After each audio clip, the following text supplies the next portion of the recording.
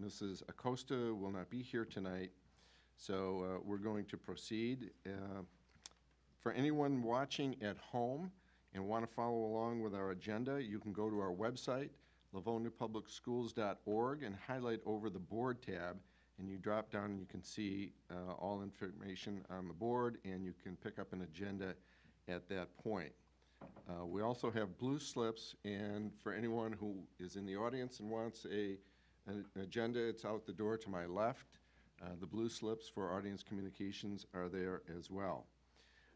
As Mrs. Burton always indicates, this is a committee of the whole. This is not a voting meeting. All the items that will become before the board tonight that will be placed on our regular agenda for next week, which is our voting meeting. If you want to tune in, then you'll see the vote. Tonight, being the committee of the whole, this is the meeting where we really dig into the issues. We ask questions. A lot of information is provided to us. So this is the meeting that you really want to see.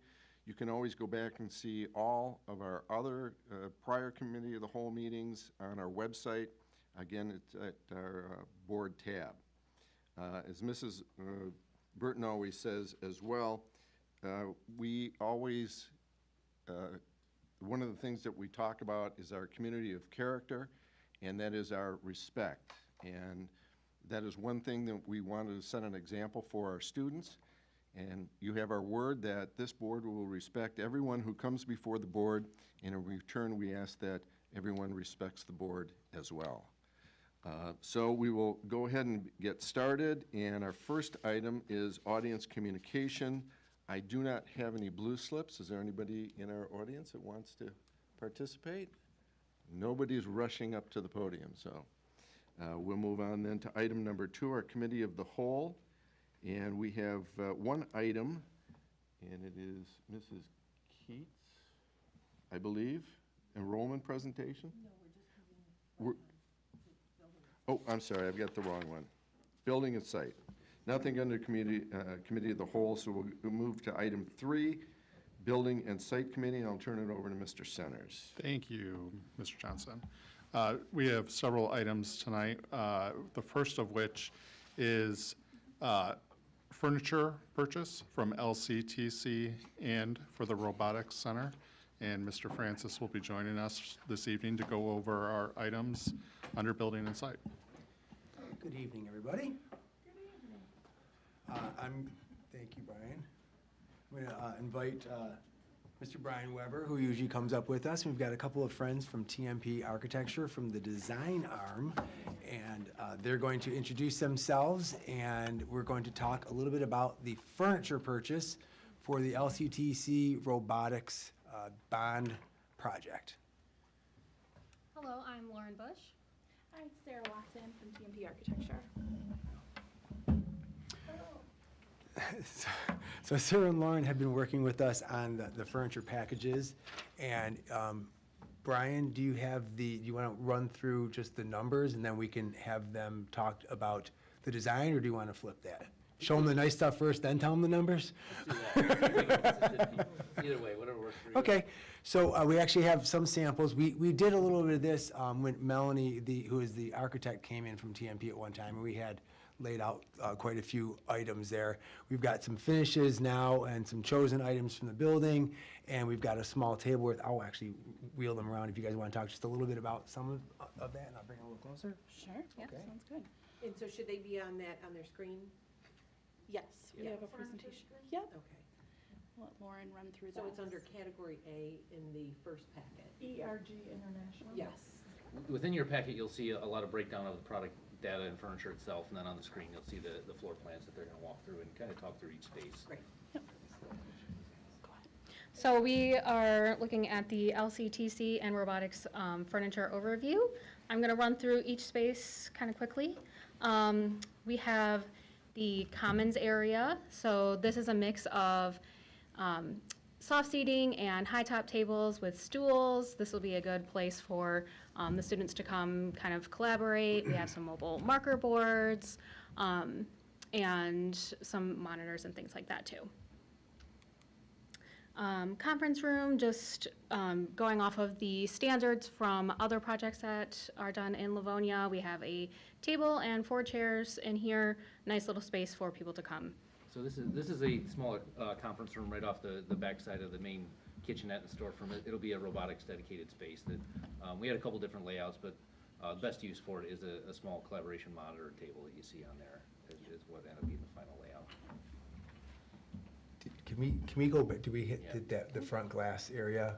Yes. So can we go, I was getting the Yeah. table through. Just want to talk about this area for a moment. This is that, if you've seen it right now in progress, that whole new front facade has that, will be that glass exterior, and it will be not just a pass-through, it will actually be usable space, and you'd see that from the design. There are screens in there, there is furniture in there, soft seating, collaborative spaces. And it's actually also a space that has the replacement for the break room, because we had used the traditional LCTC break room. The space that they have now, the students' space, will now be transferred over to this space. Really sharp, and as you, and with a high top kind of island, et cetera. And when you see the building now, and when it becomes fully unified, meaning that they're building the robotics center currently, this coming summer, they'll go inside of LCTC proper and then ultimately connect the two of them. This will be the bridge, if you will, not a literal one, but the bridge between the LCTC building and the brand new robotics build. But it's also what folks will see from a distance and as they approach the building itself. So this is a really important area just from an aesthetics standpoint, but also from the usability. It's going to be the area where folks are going to, be in to collaborate, LCTC students during the school day, and robotics teammates during the evenings when they're practicing and getting things together there.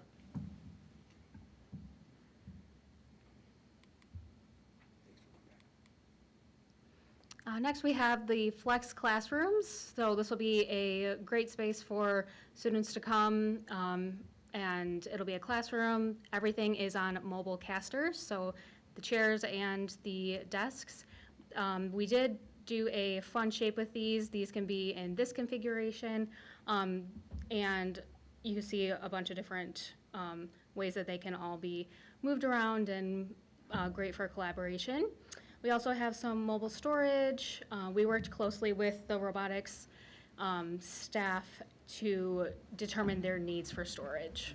Those 2 classrooms they'll be big, because that'll be available for both LCTC students, and they've already talked about some of the ways they plan to use that, as well as then in the evening for, and we can make sure that the robotic students have another space to work in, but also to gather in. So I venture a guess that from a district standpoint, we're going to use that space as well with some of our district meetings or administrative meetings.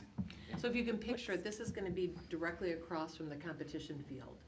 So it's going to be in the new build section, but those classrooms will be able to be utilized by, let's say, an 8th grade project lead the way teacher wants to bring the students over to not only see LCTC, but the robotics area. They could use that as an instructional area. You could combine classes in there, or they could be used each as a distinct space. But again, those will also be opened up and be able to be used by robotics in the evening as well. So a really nice opportunity, and I think there's a lot of thought that went into what kind of furniture should be in there that can easily be transformed to make those classroom spaces or make them collaborative spaces based on what the students need at that point in time. I would also add that there is a divider that can be opened up down the middle of the room, so it could transform into one large space as opposed to the 2 individual. We're reading your mind. Great. Moving on to the robotics field. So this is where all the robotics will be happening. We have our big field in the middle here. And then again, we worked with the staff to determine their storage needs. Over in the back here, you'll see it in blue. We have some bleacher seating. This will be great for watching the competitions and great for people to just gather around there. That was one of the asks by the robotics folks, to say, like, we sometimes have visitors come to check out the field or use the field or such a, when we're in there. And so it's a good spot that folks can line up. So they'd asked for something, and it wasn't an easy find. They found a good solution for what was a tight spot. You couldn't put necessarily traditional gym bleachers in there. Also can be used for team meetings, so when they have a large team meeting, this is a great gathering space, so it's not only when spectators are in the building, but also used on more of a daily basis as well. Is that going to be on the back side? Yes. Yes. Okay.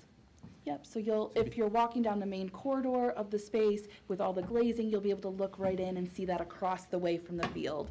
From the north end, yeah. Is that a stationary piece, or does it fold up, or it's all one piece? It's one piece, it can be moved and broke down, but it's not something you're gonna move on a daily basis or very frequently. Perfect, thanks.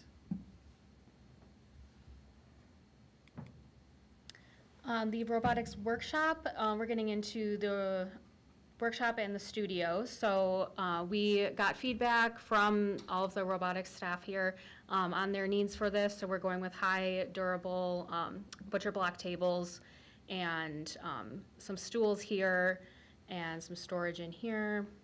And this will be used for machines and, things like that, so.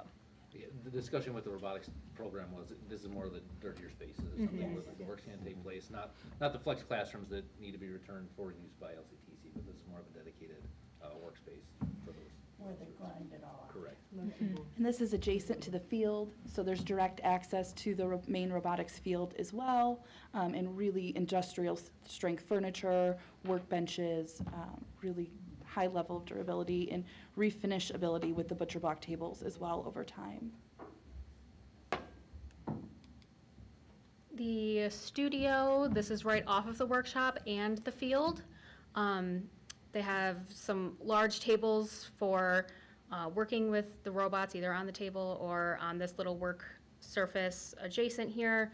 There's mobile storage, and these tables on the left here, they all crank up or down to be height adjustable if needed. There was a need for some 3D printers, so we have tables over here where they can put some 3D printers, and then we also have built-in casework here as well. So again, this is our durable butcher block finish, really sturdy furniture here.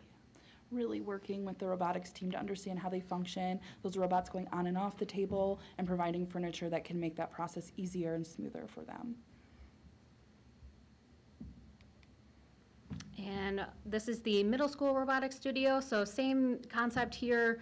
They get the same furniture, they have some mobile marker boards and some mobile furniture in here. And then there's also some storage room with some shelves. And then they did request a space for their robotics practicing field. So they have a 12-foot by 12-foot spot to kind of practice in here away from the field itself. So you'll see that marker board in the top right-hand corner of the screen.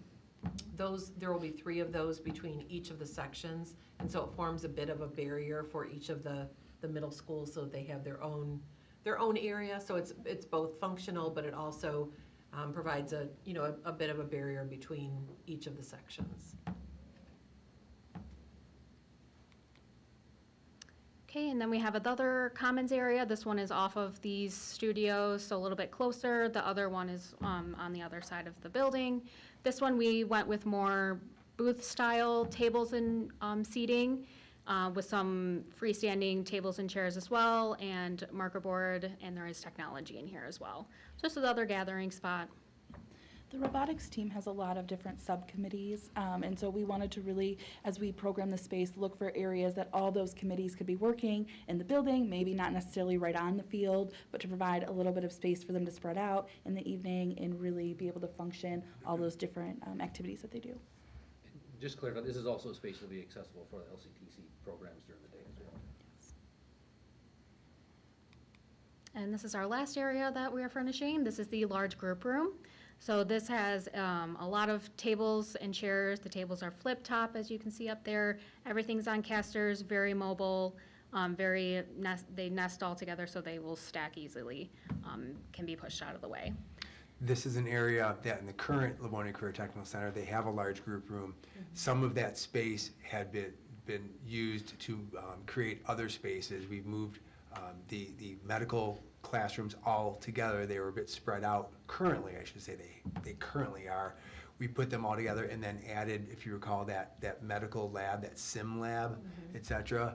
So we needed some space to take. So it's still a large group room. It's not quite as large as it is today, but one of the functions that they wanted to ensure was twofold, really. One, importantly, so that the principal can bring the staff into that space, have a staff meeting after school, professional development, et cetera. And two, the class curriculum, they need a large space that they could just leave items perhaps for a couple of days in a row. One of the best examples would be CPR in the medical classes. They bring I know, I don't want to say dummies, but are they still, the mannequins, whatever they're called nowadays? I apologize to everybody. And Apologize to the mannequin community. yes, the mannequin, yes. But they bring them out, lay them out for the practice and for the testing, and it's not real practical to them. Put them all away, and then the very next morning, bring them all back out again, because they know it's going to take them a couple days worth of work. In terms of seating capacity, there are 72 seats at the round tables and chairs, and we estimate between 18 to 25 in the back. So you're really getting a large group in that space, and in the future, there is room to add more tables if we needed to maximize the fit in there as well. Yeah, so that light blue area is stadium seating, similar to what we have in the Bulldog room. So some of that tiered soft seating that you can utilize. And I know you've heard it throughout, but really the team has taken a lot of time to talk through with not only robotic staff, but with the mentors, the volunteers, both in the design of the space, but also with regard to the furniture. So they've had a really pretty significant voice in letting us know what they needed for storage, what they needed for usability, how the teams worked, and I think what you'll see a lot of is a lot of flexibility and a lot of ability for collaboration. So those are really, I think, two of the key pieces that came out for you when you were designing. And we did bring finishes with us today that we will leave behind. One thing you will notice, all of the upholstery is vinyl or polyurethane upholstery, so extremely durable, bleach cleanable, different textures to it, whether it be a little bit softer or look more like fabric, but everything is, high durability was really considered for every space throughout.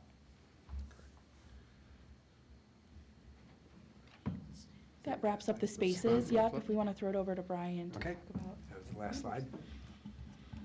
Righty. Thank you. So, yeah, we're going to the attachment that was in your packet. Looking at our cover letter here, along with TMP's recommendation letter, you'll see there's quite a few vendors here. Some should be pretty familiar with it, but these were, all the furniture was bought through consortium. The contracts are listed there. So we have NBS Commercial Interiors, which we're using in the LMCs, Interior Office Source, Duell, Interior Vibrance, which you're well aware of from the staff furniture, and then Wanger, who is the bleacher section. It's more of a music supplier furniture. So the intent would be to issue purchase orders to each one of those vendors as to the consortium pricing. So all in all, the subtotal came to $271,000. We're going to add $13,000 for a contingency for a total recommendation of $285,258. And that way, that contingency, if we have it on the board approval, the contingency can flow between those different vendors. So if we have a need from one and not another, we aren't basically locked into only having that same 5% under each of those vendors. We can use it, and we do very similarly with roofing projects and construction projects, et cetera. Gives the board, gives us the flexibility to use that contingency on the furniture, but where needed. That's good. Karen? After we order all this furniture and it comes in, is there gonna be a place for it to store, or will we have to purchase someplace to store it, or how is that going to work? Where will it come in? Yep, so the way this furniture order is going to work, we will place orders, and we've given our anticipated installation date to all of our dealers already in their signed front-end documents. So they will order accordingly to hit that installation date. So furniture will come right from dealers to be installed in the building. There will be no storing in between, and if it is, that's the responsibility of the dealer. Thank you. All right, any other questions? All right, Like this to go on the regular meeting, please? yeah. Thank you. Yeah, it's gonna be an exciting space. Yeah, Lauren, thank you It's all very coming much. together. Yeah, thank you for taking the time to be here this evening. Appreciate you Appreciate coming it. this evening and walking through that. Absolutely. Thank you. Thank you. That brings us to item B, and that is, again, with the Career Technical Center and robotics. This is IT bid results.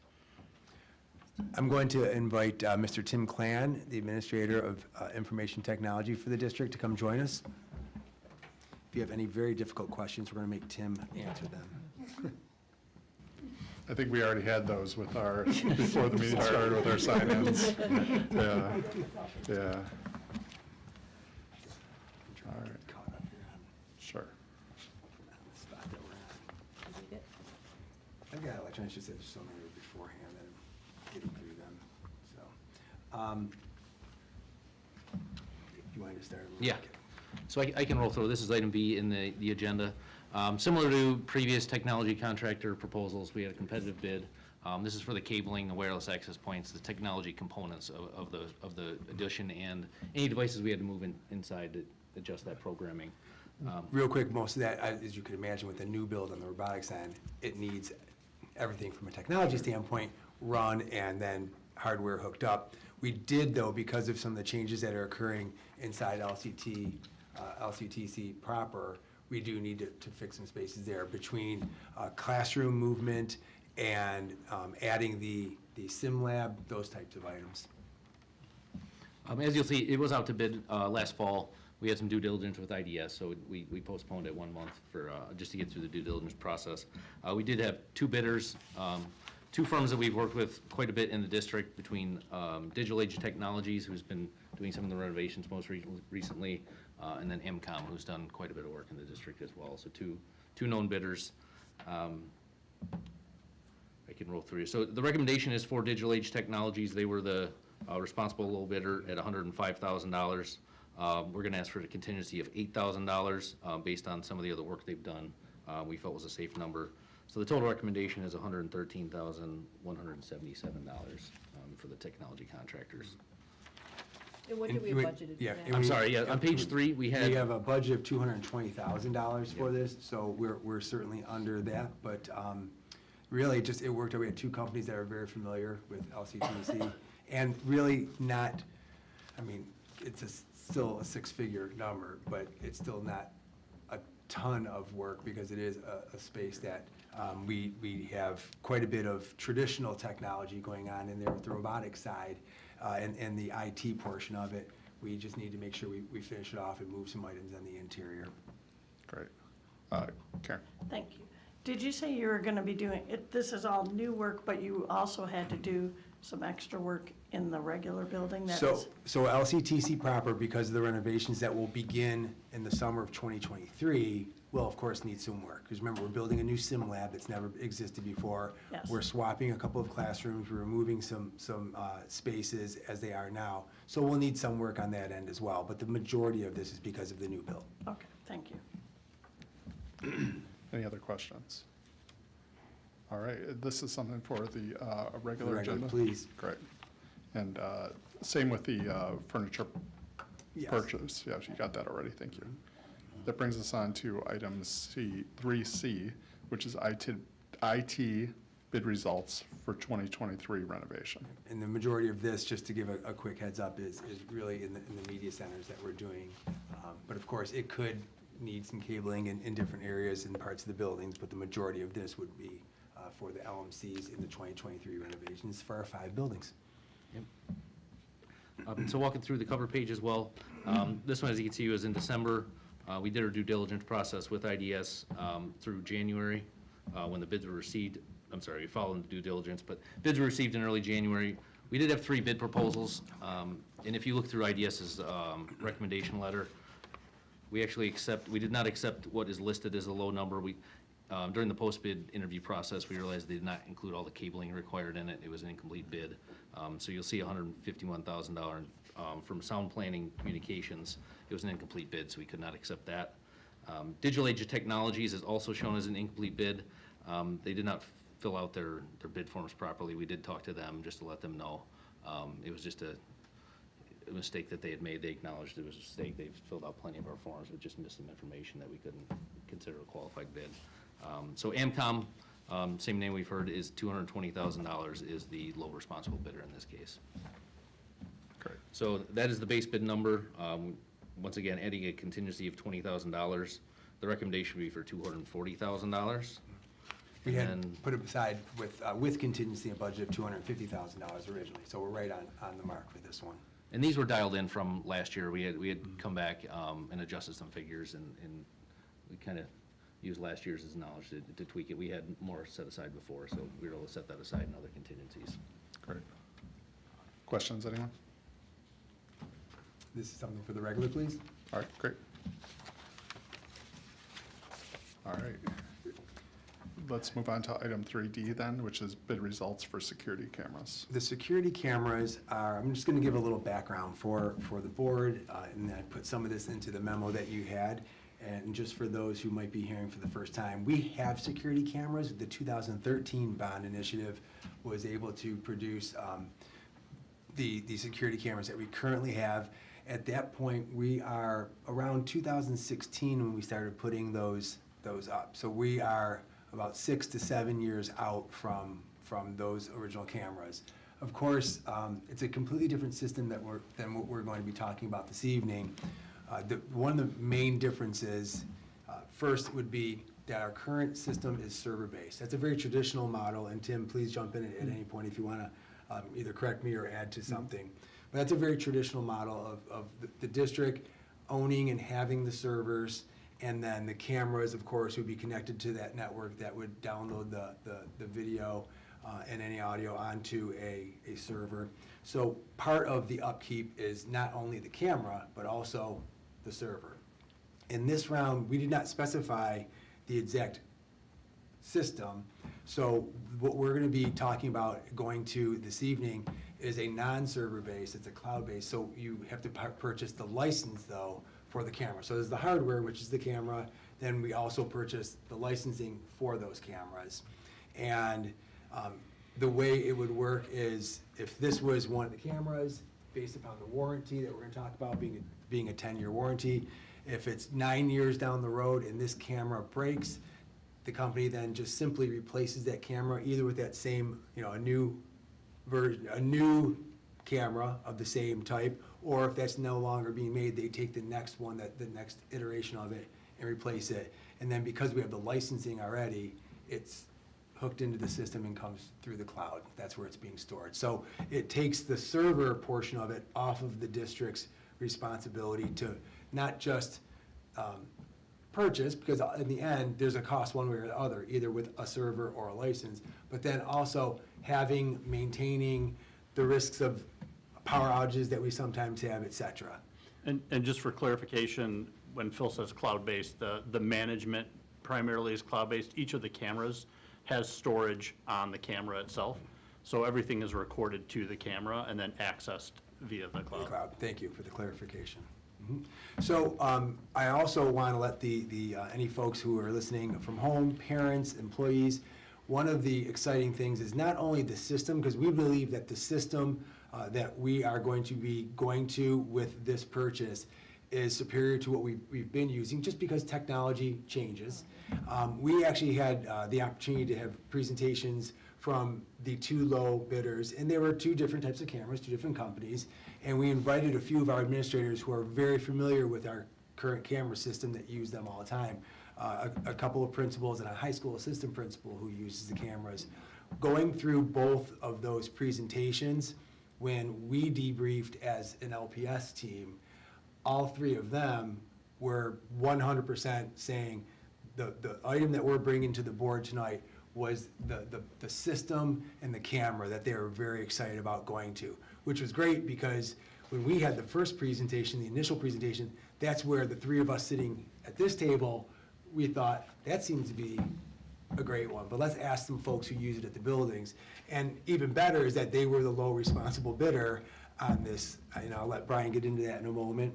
And then finally, we are almost doubling the number of cameras that we're going to be having installed through this purchase. We have great eyes on our buildings right now compared to, obviously, before the 2013 bond. That afforded us just great ability to be able to go back and see incidents and track down concerns. These cameras are different in that it's not, there's multiple types of cameras that we're looking to purchase in this, meaning that you might have your traditional camera that just faces one way. You might have a camera that can actually have 4 cameras within it, and it can see in all directions. The megapixels are higher. We have it's just technology advancing, as well as for us as a district in working with the buildings and IDS as well, who's our tech consultant, getting just the raw number of cameras out there to be covering spaces. So one of the first things we talked to principals about when we said we're going to be doing, when the bond passed and we said we're going to be replacing cameras, we knew from where technology was that we could point to a camera in their building in a hall and say, you have a camera here. We're going to replace a camera, but the next camera might actually face more than one way. So having one camera might be actually covering 2 halls, things like that.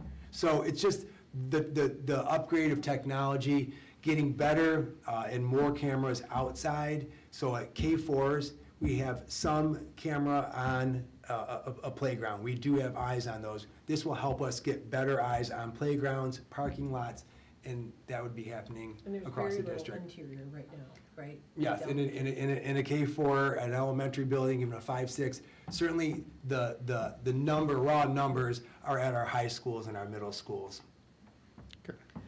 Okay, are these cameras, they're both interior and exterior?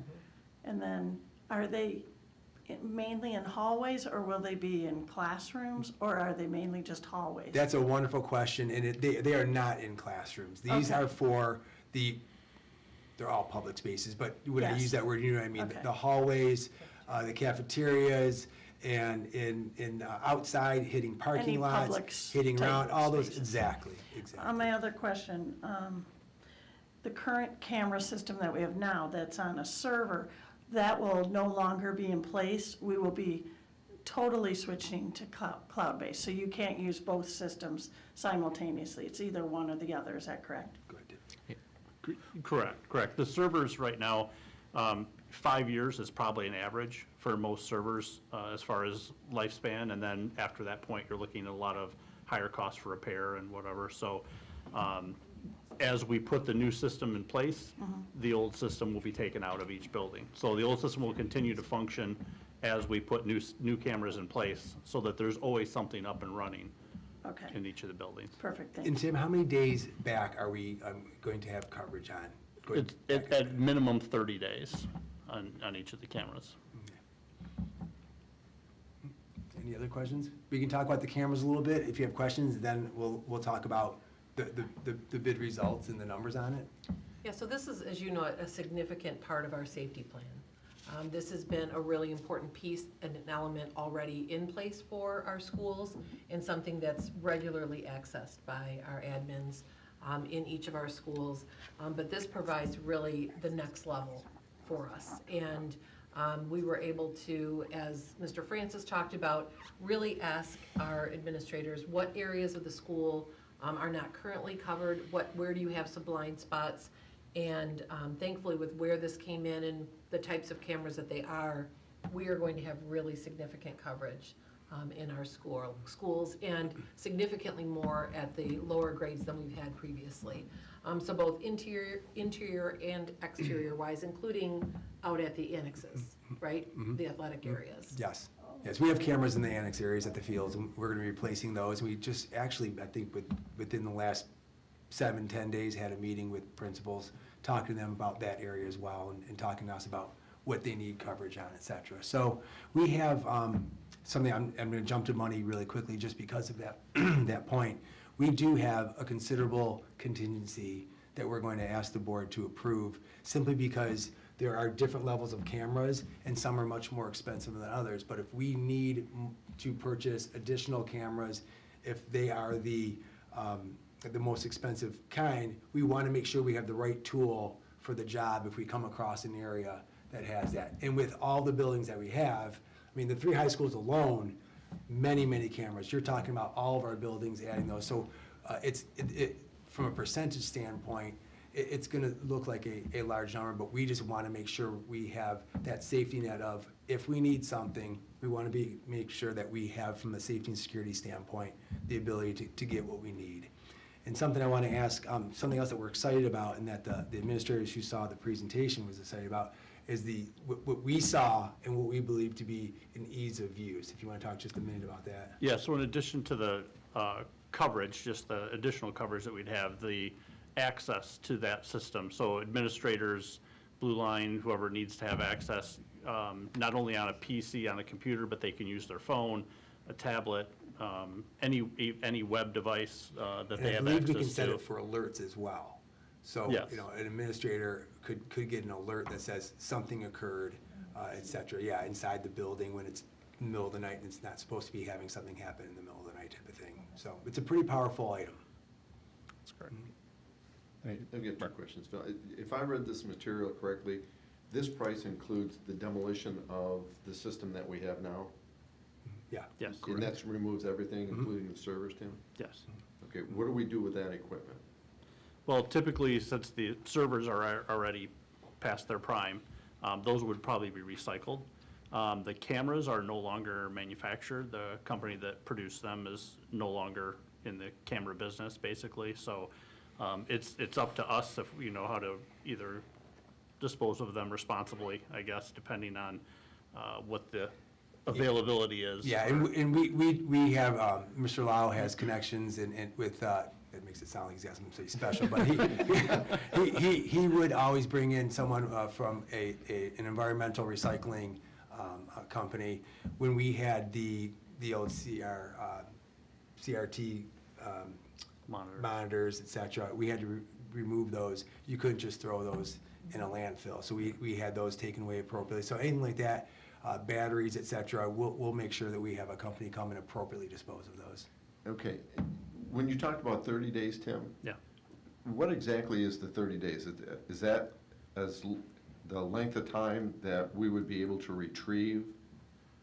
Right, so, yeah, the 30 days is what's kind of guaranteed on each of the cameras based on the resolution that it's recording at and the amount of time that it's recording. So you'll have 30 days to be able to go back and pull video off of that camera. At any point during that time that an administrator or anybody else gets on and looks at or reviews an incident, they have the ability to save that incident, and then it saves indefinitely whatever it is that was on there. But basically, it gives us 30 days to go back. Right now, we're probably only about 2 weeks. 2 weeks. That we're able to go Ish. back-ish. Okay, so, make sure I understand. Where is it stored on the camera? Yes. What's in the cloud? The only thing that gets stored in the cloud would be anything that's, any incidents that are saved. So anything that we save off of that actually gets uploaded to a secure system in the cloud that we can access indefinitely. So assuming we had an incident that nobody was aware of, and maybe a parent or a child comes back 3 months later and says, well, this happened, we would not have video for that. And 30 days is pretty standard. When you get past 30 days, when you're talking especially the number of cameras we have, the amount of storage at the resolution, high resolution that we're storing is not practical. Yeah, and that's very typical. I mean, in fact, several years back, when we first started with cameras, we had it set, because it was our own servers, we had to deal with the space on our servers, and we had a longer time period, and I think it was more like 3 weeks, or 30, Yeah, we started at 30. about 30 days, I And think. we started backing it up for 2 reasons. One, that we needed the space. But 2, you find that an incident occurs, you know pretty much right away that an incident occurred, and anything past a couple of weeks, it's very, very rare that somebody comes back and says, I got in a fight in your parking lot, or we had an accident here, or something occurred that you'd have to go back. Usually an incident occurs and we find out. At worst, it's over a weekend, and then you find out a couple of days later. So we started to back that off because we could and we needed to based upon the storage. In this system, we have the ability to know that we asked for a minimum of 30 days of storage on the camera. And of course, as Mr. Klan mentioned, if, you know, an administrator has an incident and they look through, they review, and they say, I need to save these, that's not a problem. Those don't go away in 30 days. You know, I know in the retail industry that I worked in, it was generally about 30 days, 30 to 45 maybe. Yeah. So, you know, 30 is pretty standard. And if you had critical areas that you needed, there, you could purchase the additional storage on a particular camera to extend that if needed. Does anyone else have any questions? Is this something you'd like to come to the regular meeting next? Well, we probably should tell you about how much it costs. Oh, So, We don't have I mean, it is pretty big. Yeah, Maybe we should just, just to preface, we. I just thought Phil was gonna pay. It's a, you know, it's a lot of money, but at the same time, it was a better dollar amount. We've got so much value out of this, for what we're getting, for the number of years we're getting. And Brian's gonna talk a little bit about this, but just to preface, we're talking about cameras with a 10-year warranty, and we are recommending that the board approve funding to then also purchase a 10-year license. So we know for the next decade that we have cameras and video to go with that camera, because the camera's no good if you don't have the license for it. So that's where we're at, and I'll let Brian talk a little bit about the bid and where we landed. Thank you. could I interject with just one question real quick before we get into there?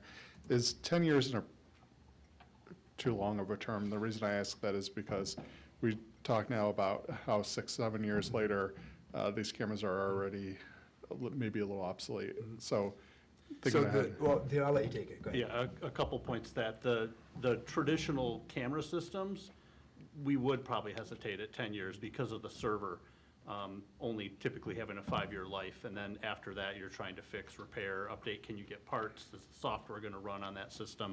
In this case, the cameras will always be updated automatically. They'll always get the newest system, and there's nothing in them. Typically, if they go bad, we're gonna get a new camera, and they don't necessarily keep the older cameras around, so you're not replacing an old camera with an old camera, you're replacing that camera with whatever the newer model of that is. And they all have the AI, or the intelligence is built into the camera itself. That's where all the processing power and everything is, so everything should stay up to date like it's supposed to throughout that 10-year period. And typically, the cameras, although some can fail, a camera is a camera, there's not a lot of moving parts and things like that, so those typically tend to last longer than the system that they run on. So in this case, it's kind of the best of both worlds. And we had that conversation going into the bid. We asked folks for base bid to be 5 years, and then to give us an alternate of 7 and 10. Yeah. Because that 5 to 7 on the traditional servers, where our mind was as well, until we realized that we were actually getting this type of camera. And there was a discount to purchase the additional years if you bought them up front versus what they would cost the district on an annual basis in the years out. And again, we just kind of put it together with the warranty being an automatic 10.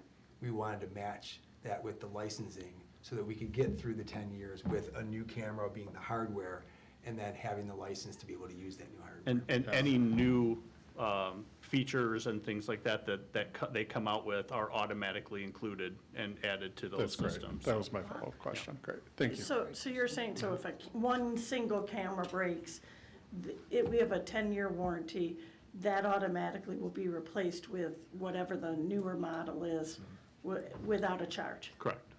Wow, okay. That's good, yeah. Well, I've been promising it for a long time now, so I'm gonna let Brian do his thing. Yeah. So this was a competitive bid. It is treated like a contractor, so you wouldn't believe me, but our pre-bid meeting, this room was full. There had to be 60 people in here, so. They're Of using that, carts to get things out of Yes. here. Yeah. yeah, we received 20 bids, so, and they were received in late November, as you can see, based on what Phil has told you about. There's been multiple presentations, post-bid interviews to try and vet through everything between the different manufacturers and letting the staff and administrative see the interactivity. So it took quite a long process, but we all feel comfortable where we're at now. So the recommendation is to Sentinel.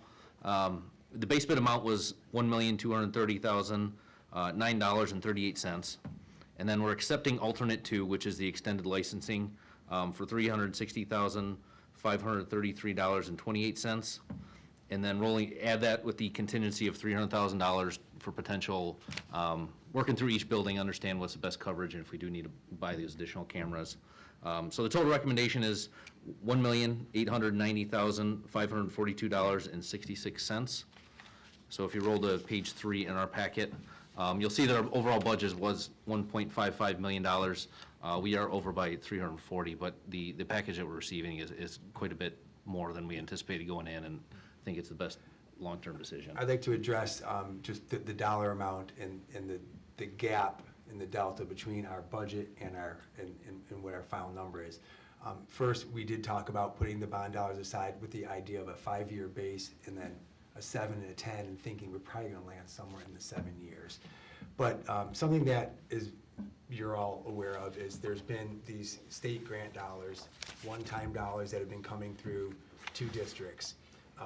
We looked at the budget from the bond that we set in IT for security cameras, and we looked at what the opportunity was in front of us with this bid, and with a lot of internal conversations along with Mrs. Smith, the CFO, we said, what can we do? We know what we want to do, what can we do? We have a $1.4 million safety and security one-time grant from the state of Michigan that must be spent over the next year and a half or so. So we sort of looked at this as, this is just the right thing to do. It's the right time and the right moment to say, let's use that for exactly what it's supposed to be used for, which is safety and security. We're upgrading and increasing the amount of cameras that we have. So we can put that 1.4 towards this, finish off the amount with the bond dollars that we set aside. And in a world where we know that the markets have been a little higher, a little crazy, et cetera, that saves us some dollars on the bond end through this purchase. Thank you. You had 20 different bids. I was looking, there's quite a range of pricing. And my question is, are those different packages, are they all the same amount of cameras, or is like the ones that is considerably higher, is that a different system, do you know what I'm saying, or more cameras, or are these are the bids for what we were looking for? They were all based 'Cause there's a huge on the range. same number of cameras, they were all provided maps of the buildings with layouts of where we needed cameras and what types of cameras. Some of the companies just have higher price ranges or different price ranges for different models of camera, and may have opted to put different models in different places, so that, I think that's part of what accounts for the wide Because there's a wide huge range in prices. discrepancy in pricing, I noticed, and, yeah, I just wondered, okay, thanks. Much like I was saying, how with our contingency, there's cameras that shoot one direction, and there's cameras that can do 360 degrees, right? And there's and they don't move, it's just multiple cameras inside, so it's a multi-sense camera. No, it doesn't move around. You've got eyes everywhere at all times, and it's shooting it in all directions. So it's having 4 cameras that have a width on their lens that you can put together an entire scene. So if you were to put those, if this company were to put those everywhere that we had a spot for I a see. camera, this would be $1 gazillion. I see, right? so they're different abilities of Correct. cameras. Correct, they're and- using the tool for the job. So if it's a hallway pointing to a dead end, you only need a single lens camera that aims Okay. that way all the time. So you have a less expensive camera. So it was up to the bidders and the companies to look at the maps, decipher what we have, and they then to decided say, what they thought would be. we need to put these here, and that's how it Okay. comes together. Okay. All right, thank you. Any other questions? Well, this is very comprehensive, and it sounds like it'll be a good solution for a very long time. And so this is something now we're ready to add to the regular agenda? I think we should do it, yeah. All right, let's do it. And I think one of the things that the 10-year, I know that this was talked about from a finance aspect as well as just a practicality, is we've generally, when we went forth with the, as you know, the operating millage and the sinking fund, and went for the 10-year requests, and then the bond, looking at that potentially, extending out of an 8 to 10-year period. This really takes us through utilizing the grant dollars as well as bond dollars, but really gets us through now until, in all likelihood, the next bond for the district. And so really it's that long-term planning so that there doesn't have to be a stopgap in the midst of, in between potential bond issues. So it really is continuing to look at these as the long-term investments matching the long-term funding source. And so this is a great match for that. And again, a really significant cornerstone of our security protocols overall in the district. Thank you. Yes, Sorry, I have one more No, no. question. Just to clarify, so the whole project's gonna be 1.89 million, but you were going to be using the state monies Correct, so. in the amount of 1.4? Correct. And then the bond is going to pick up the Correct. remainder of that? Correct, so at the voting meeting, under the, on the cap sheet where it has budgetary information, I'm gonna have two budgets on there. I'm gonna have that state grant dollars, and I'm also gonna have bond as both sources. Okay, and then the bond, when we did the bond, what was our amount that we were going to spend on security? Well, on cameras, 1.5, which is what's in here, which is what's on the document. about So $1 we million just- savings. yeah, we stuck with Okay, that. perfect. Mhm. Yep, that's what I'm wondering. Yep. That's wonderful. Yeah. I think that's a great idea. Yeah, Okay. and it is really important because as you know, where we talked to you about ECC Yes. a number of times, and that is our next item. That $1 million will certainly be Helpful. essential as we go Yeah. forward and take a look at the numbers, which really came in very close to what we've discussed, but are significant with all of the cost pressures within the bond. So to have written for the grant and been awarded that grant, that really is going to help. significant piece, so- Absolutely, that's going to be an essential part. And when do we anticipate this would happen or occur? Or, We believe this will be done for fall, right? We're supposed to start it in the spring. I've been telling principals who've asked, basically, the aim point is to come back in the fall of '23. so basically over the summer, so when we don't have the kids Well, in no, there? they'll start it before that, but mostly it'd be the summer. But they can start it before that, not when students are in school, but they Okay. just we do a lot of work actually. In the evenings? Yes, on third shifts. I mean, think Okay. about all that all of that teacher furniture we've just done. Those were done on weekends and through our breaks and things like that. So we do have ways to get folks in there, not just in summer, because sometimes it's a little too crowded in there during the summer to get some Oh, things yeah. done. But this will be done during probably both, and a lot of summer work.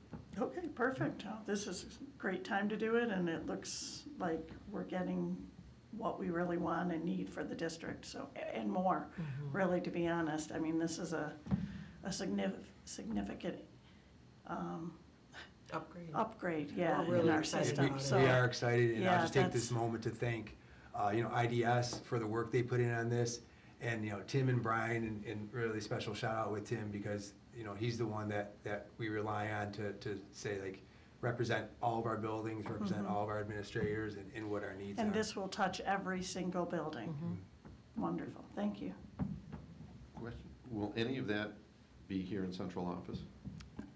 We do have some So we cameras keep an here eye as well. on Yes. staff and stuff? Yeah. Mostly Phil. We do, Well, we do I have, wasn't gonna say. we do have cameras so that we can have eyes out on the lot. I mean, it's a good-sized campus, and we have buses, and we have vehicles, and we want to have eyes on them as well. Okay, good. All right. Anything else? All right, that moves us to the next item, which is 3E, Early Childhood Center bid results. Thank you, Mr. Quinn. All right, dive right in. I'm gonna walk away too. All right, yeah. No, this is actually super exciting. I mean, this is the first full-on new build. I know we're doing robotics, but that's for our club. This is our first since, it's been 50-plus years now. So we're very excited about this. And if you've gone down by where Dickinson is, you can see that it doesn't look like it did at one point. There's work going on with regard to the abatement, and we'll eventually be taking that down in the coming months completely. So with that, I'm going to turn it over to the process, the bid process that we had. This is one of our large multi-contractor bids that we had. Yep. Thank you, Phil.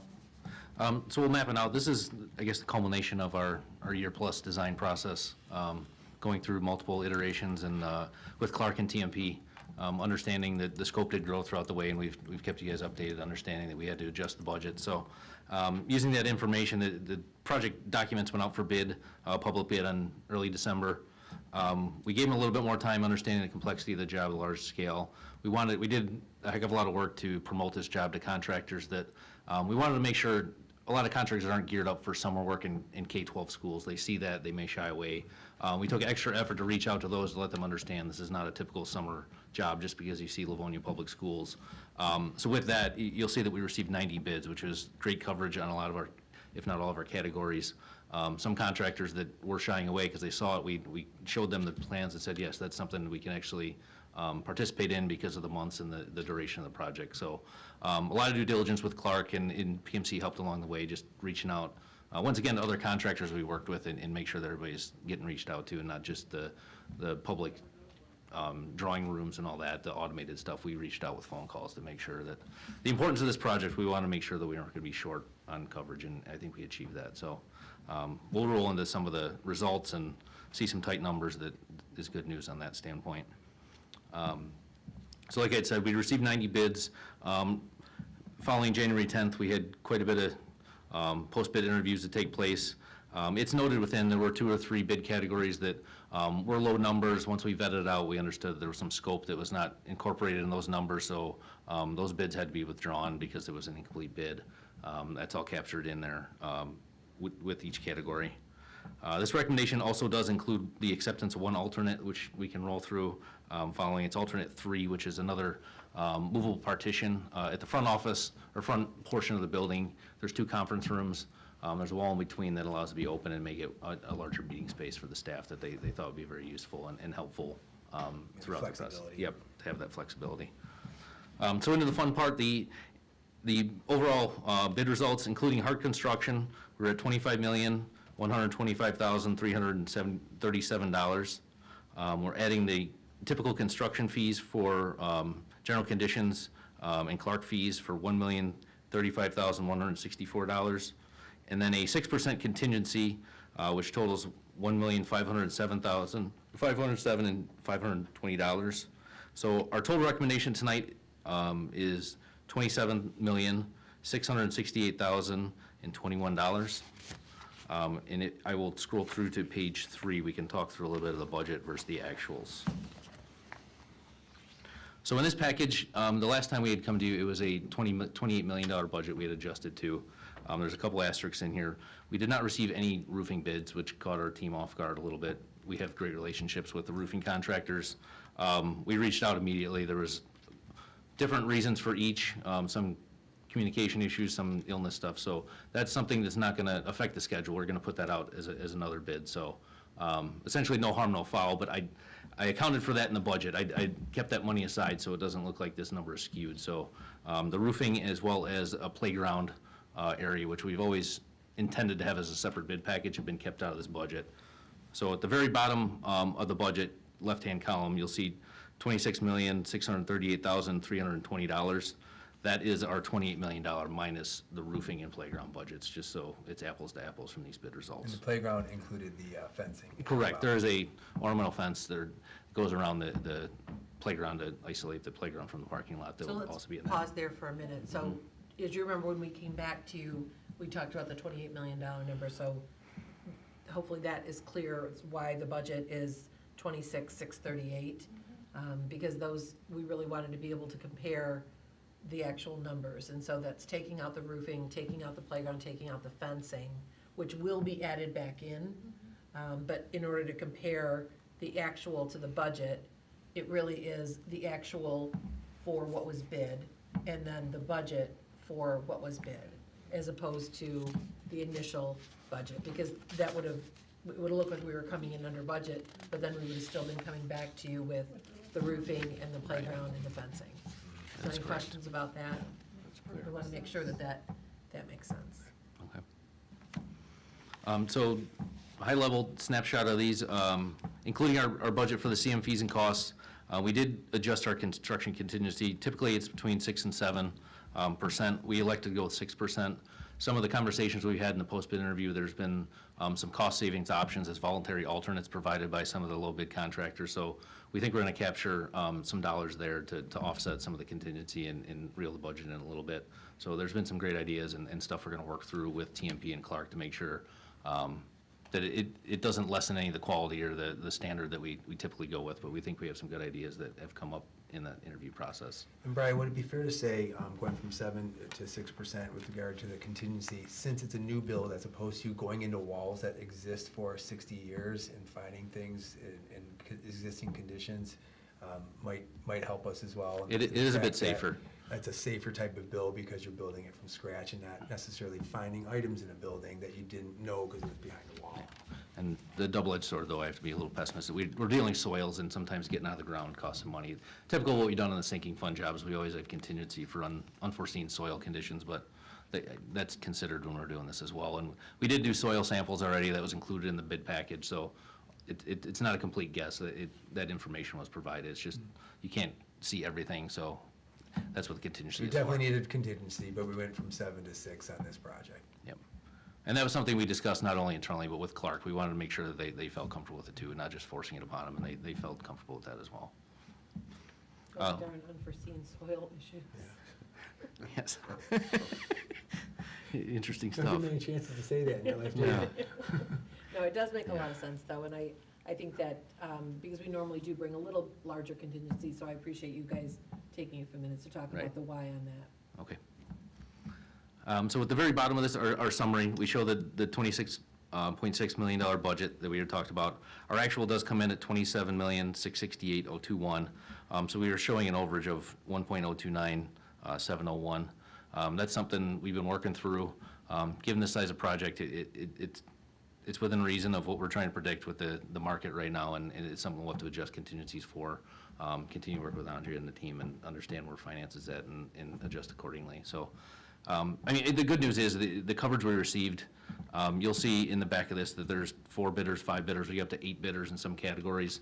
I forget which category it is, but it was over $2 million and we were within $4,000. So it's showing that we got good numbers. We're showing we flushed out, got a lot of participation, and this is what the market is right now. So there's little guessing that we didn't get the best numbers on this. That's what we feel confident about, so. So I just want to take a minute and recognize PMC, certainly Brian on that, as well as Clark Construction. I think the board made it very clear that strong bid coverage was a priority for this project, knowing where the budget was. And as we talked about some of the budget constraints and how we were going to make up that gap, one of the things that we talked about, and I know certainly President Burton really stressed with us and with the bond team, was the importance of really getting the word out. And so she had recommended some specific sites where she wanted to see these things posted, and PMC assured that happened. And again, receiving 90 bids on this overall and having very strong bid coverage has allowed us to bring the numbers really very close to budget in a pretty volatile market. And so that was something I think that our team heard loud and clear from the board was a significant priority, and I hope you'll see that that's certainly something that was a focus for the bond team. So I appreciate PMC and Clark for pushing hard on that, and I think we see the results of your efforts. And to piggyback on that, with regard to PMC, Clark, and LPS talking about the exact item that we were discussing with regard to budgetary, what we had done, and if you just straight away look at alternates, and just here, we only took the nano wall. That wasn't the only alternate that we had. We actually had multiple alternates to reduce scope and to reduce cost, I should say, of some of the things. So one of the plans was to put in alternate deducts, because an alternate doesn't have to just be an add. We can ask for an alternate that would be a deduct, and if we feel like the deducted amount for what occurred is worth going that direction, we would do that. So that's why when we talk about trying to find ways to get some value engineering or to try to find ways to save some dollars, an alternate isn't always an addition of dollars. Sometimes we get it where it's actually a deduction. And I'll let Brian run through though, because I don't want to just ignore the alternates. Yep. We usually go through them with you guys, so I want to make sure we go through them. Okay. There were 4 total alternates that are within the packet. Just very quickly on the, alternate number 1 is a remove mechanical screen walls. So you see these on some buildings where it looks like a louvered system to, you're not looking directly at the mechanical unit on the roofs. It's a 1-story building, so as you approach it, it's a louvered screen to basically create a more appealing look to those units rather than just looking at it. We actually rejected this one. It was a deduct. However, working through the scope with Clark and the contractors, we feel we can get this number down significantly. So we felt it was well worth keeping it in the scope. In the long term, it'll be a definite benefit to the overall look of the building if we can keep that scope in. So we had actually looked at other options for different systems that were a little less expensive, but their maintenance caused maintenance issues. So we've had this one pretty good, but in the long term, we feel it's worth the bang for the buck. Alternate 2 was removing millwork in the classrooms. This is another one that TMP's team, the same crew that you saw up here earlier, walked us through renderings of each classroom. There was a process where we brought 30 to 35 items when we knew where the budget was. Let's turn over every leaf, figure out where we can save money. This is one of them of, can we reduce some of the millwork in the classrooms? It's not ideal, but once again, we got to at least approach it and be mindful of budget. So these are benches underneath windows and book shelving underneath the windows. It's something that the school needs or each classroom needs, but the other option is do we not build the casework and we buy it as furniture? So we found, we broke it out as a cost. The millwork contractor said we could save $80,000 to not build it. However, to buy that furniture, it was roughly $50,000. So the savings was really $30,000. We felt overall quality, long-term, it really wasn't something to justify that that $30,000 isn't going to change the overall budget. And it's best long-term for the district to keep the built-in casework. And especially when you're building a new build, I think some of our conversation was it was gonna be about 10% of the millwork in the classroom. And we knew that that storage area was going to be needed, so we would have to purchase something. And they were not going to be able to have an exact match. And so really, if you're starting new and building and the savings is $30,000 in this overall budget for all the classrooms in total, that's not per classroom. Right. It really just didn't seem to be worth that deduct. Alternate 3 is the one we accepted. That was $34,000. Once again, that is 2 smaller conference rooms that can be combined into a larger space. We felt, once again, based on feedback, that it'll enhance that space and create flexibility they would need. And the last alternate is alternate number 4. This was a add alternate. So the standard in the district around generators and dumpster enclosures, and this is not in the front of the building, but it's around the back side, is a fence with privacy slats in it. That was our base bid. Talking with the design team, there was an option for, if budgets came in, do we want to enclose that in a masonry enclosure? It's more of an upgrade, but newer building. So we didn't want it in the base bid, but understand if we get good numbers, something we could explore. It came in at $125,850. We felt as a team that this is one that we could live without. Worst case, if everything goes well, contingency dollars are there and the team agrees, this is something we could always add later if the team wanted to, but we felt there was other priorities to use this money. In the long run, it's not the standard. Every one of our other buildings has the fence around it with slide, yeah. So, I mean, it's something we can cross that bridge later, but it wasn't something that was gonna make the ECC stand out from what we have in 23, 24, 25 other places.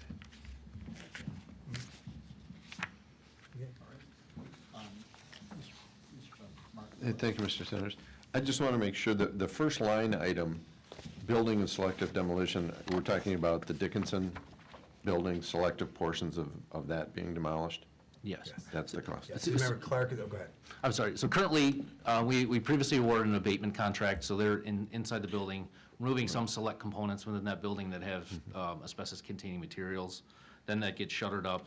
Our team, or Clark's team, will come in, do the demolition of the structure itself, site demolition, so pavement, clearing the land.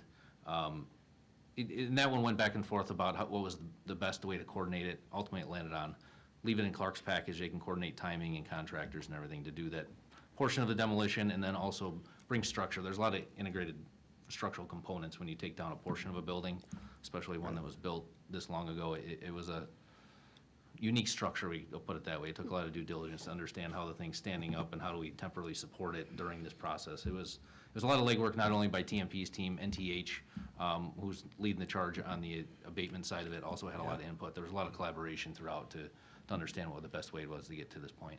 Okay, thanks. Like that in the voting meeting, please. Voting meeting? Excellent. Thank you. Great job. Mr. Weber, are you staying with us? I'm here for the long haul. I Long think. haul, all right.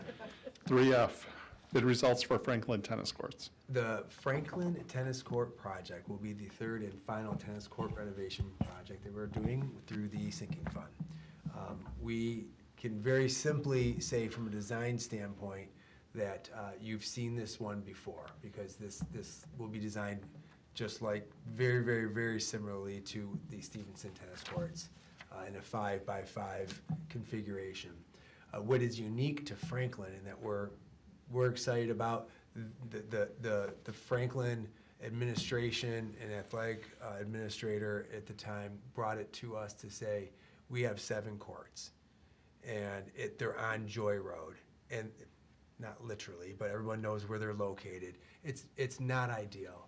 I couldn't imagine starting from scratch, zeroing in on that as the location for an athletic facility like tennis courts with an open fence, and very difficult to not only just have parents be spectators and have a lot of kids right around Joy Road. However, on top of that, the KLAA has, the general standard across the state is to have 8 courts running in a match at one time. And as I understand it, KLAA actually oftentimes has 9 going at a time. So Churchill has 9, Stevenson has 10, and Franklin currently has 7. So they have to, if you think about swim lanes, you would have some of the athletes have to wait and go on that second round, same with tennis, right? So one of the things they said was, can we somehow find a way to get at least an 8th, if not a 9th, in there? And when you look at that space, there's not a lot of options when you come to that area right on Joy. So after a lot of due diligence, Foresight Designs is the same designer that has done our others with their athletic facilities. And we talked with the Franklin administration team, and they said that they believe they have the space back in the area where to the north of Franklin, where McKinley used to be. They had this large practice field area, and they said they would absolutely be willing to use space there if it could achieve their hope and their dream of having enough courts. So having looked at it for quite a bit, that is where we landed. It seemed to make the most sense to say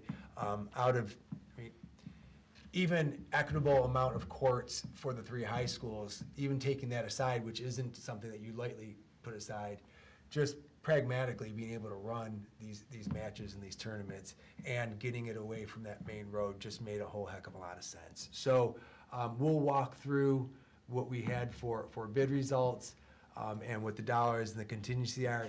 This group, these board members, you guys are all very familiar with these tennis court sinking fund programs. But just to give a little bit of that background and build that back knowledge on why it's going to move from one space to an area, and it's going to increase in its courts, and it's going to be dynamite when it's done. And we are going to have 3 of the best tennis courts laid out at our 3 high schools in the state.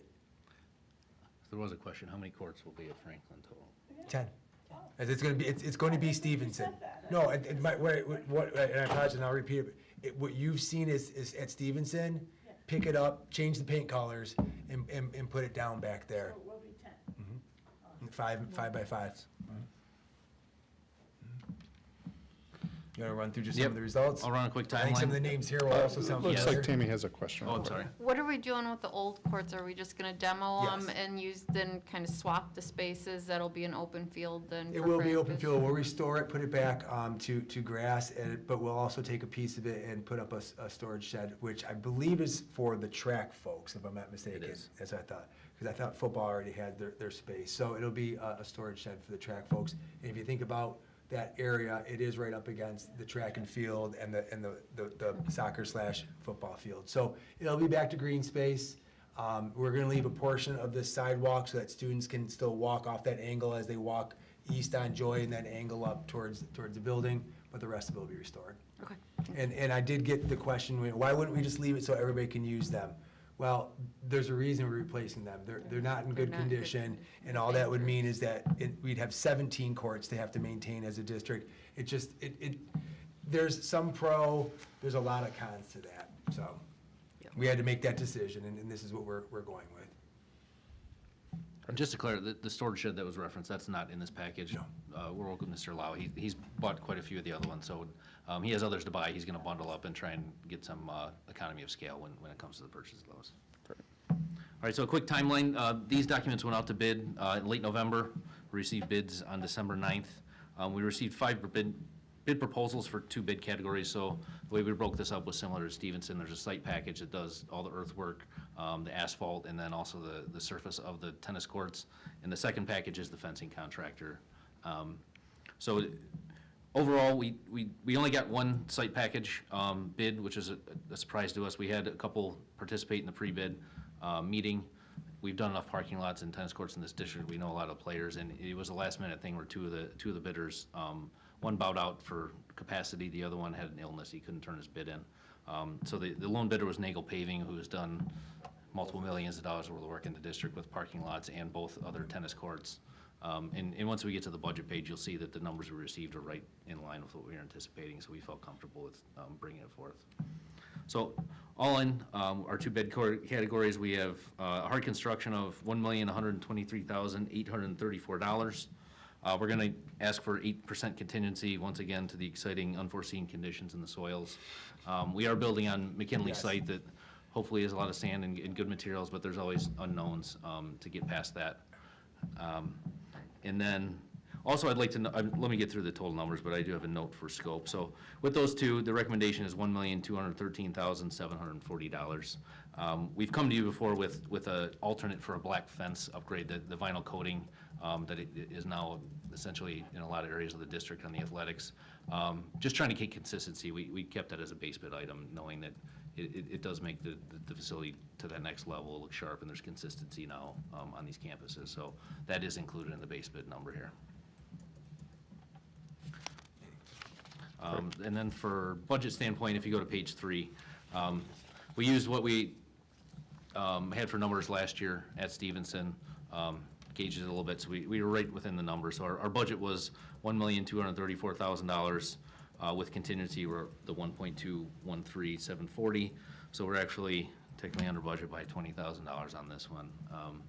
Everything has gone up in time, but we're trying to gauge it a little better, and it is luckily flattened out where there was no surprises that this thing shot up any further than we expected. So. And we know that Nagel knows what they're doing with these tennis courts because they've done Churchill's and they've also done Stevenson's. So have that familiarity with the process.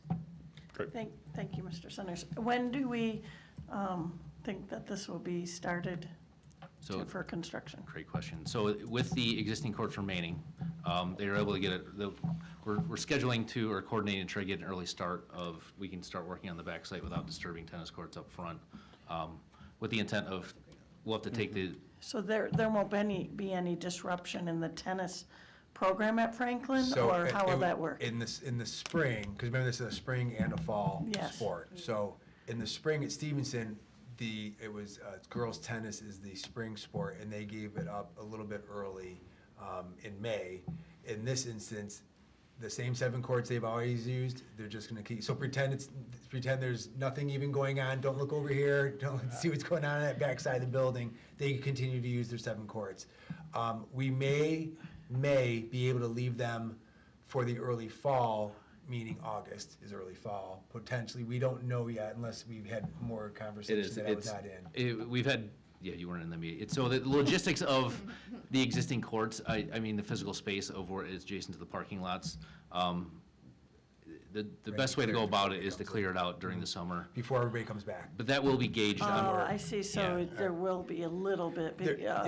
Yeah, well, the fall, I mean, this is no different. Let's not forget that literally Churchill moved we did it in the fall, we didn't do it in the summer. Churchill literally moved their fall season and used through the friendly confines of Stevenson and Franklin, they use. So this is something that the tennis coach has been involved with, and generally speaking, the tennis coaches at all three schools were more than happy to have a short-term accommodation, knowing that they were getting new courts. So that's sort of where we're at. But I mean, technically, you could keep them up as long as you could because you're building the other ones, but because of needing to get the equipment in, you're gonna have to take them. Yeah, the busier those parking lots start to get in August, the I see tougher what things you're can saying. get, is what I guess it sounds like we landed on in that conversation. But Stevenson held Catholic Central was their first home meet, and they had it on their courts. Oh, So good, okay. So the contractor was given the dates. We included the finish in the spring and fall dates of starting, so they're aware of the end goals to hit these dates. Obviously, if something goes wrong and the adjustments, Yeah. we continue to communicate with Phil's team and athletic directors, but the ultimate goal is to hit that fall date. And by getting an early start on it, I think that gives us a heck of an advantage that we didn't have at Stevenson last year. Great, thank you. Thanks. Mr. Johnson, go ahead. I'm assuming that we have to consider drainage on these courts as well? Yep, it's all part of the package in the drainage. And the fact that it was McKinley, it was taken down 14-ish, 15-ish, somewhere around there, a little earlier. 15, Around 16. 15, 16, around there. Mr. Lau said, he goes, there's a lot of newer sand there, so the drainage is probably pretty good as is right now, right? So but we've got that in the package with regard to, that's part of the architectural design on the courts is also the drainage. But we're hoping that we're gonna have some good soil under there. All right, any other questions? You would like to see this on the regular agenda, I assume? Please. Thank you very much. All right, that moves us to item 3G, which is TMP contract amendment.